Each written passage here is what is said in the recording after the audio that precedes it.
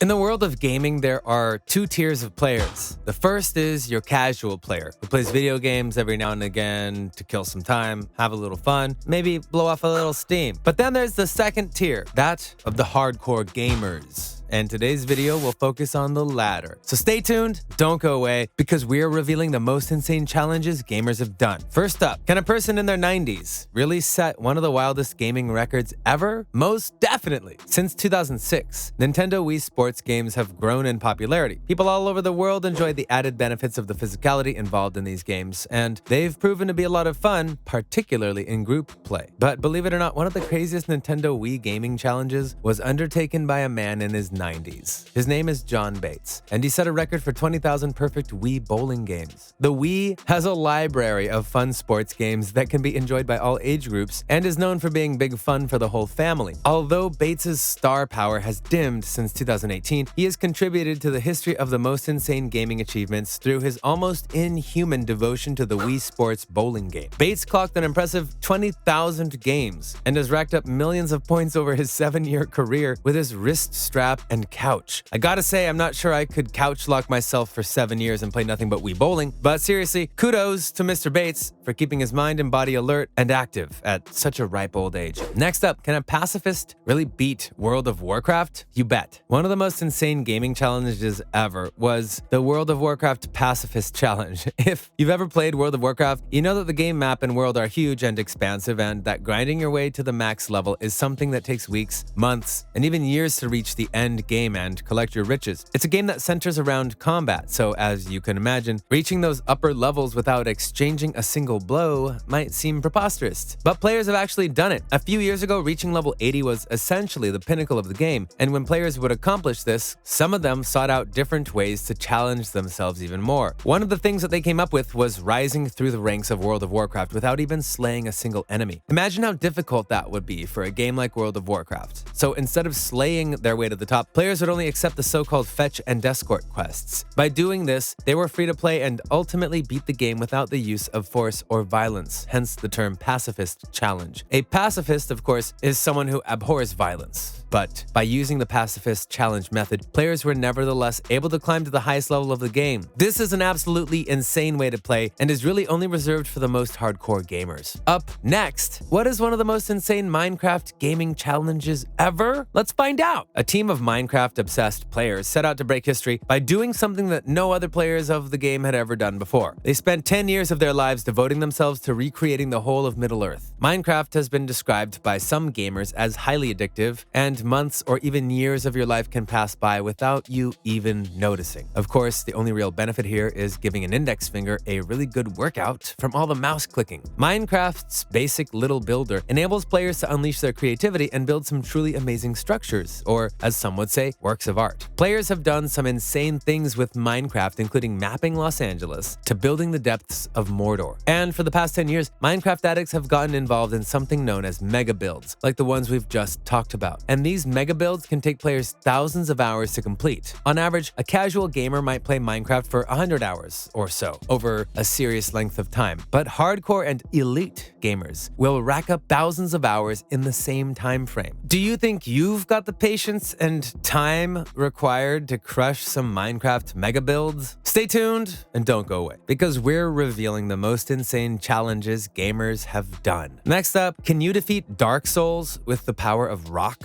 You're about to find out. The Dark Souls franchise has garnered a reputation for being a really tough to beat game, but it simply requires a keen eye for pattern recognition and sharp reflexes. Beating Dark Souls characters Ornstein and Smuff with one hand wasn't enough for one player named Benjamin Bearsley Gwynn, so he decided to remap the game inputs to some rock band instruments. At first with a guitar, and then a drum kit. Despite his set of moves being severely limited, Bearsley had some insanely impressive runs and proved just how far a determined hardcore gamer could go with camera controls, an attack button, a roll button, and a ton of skill. Bearsley managed to get the end credits of both Dark Souls games. Seriously impressive, and talk about a workout for the old forearms. Another insane challenge gamers only the strongest gamers have dared required to try is beating Final Fantasy in a party of one. Final Fantasy games are about teamwork, a group of adventurers banding together to conquer evil. If you're confident in your skills, you can venture off solo and not have to share the glory with anyone else. The only question is, can you hack it? This challenge is reserved for those who want the ultimate Final Fantasy challenge. All you have to do is pick your preferred class, let your other 3 party members die, and get ready to battle it out to the max level.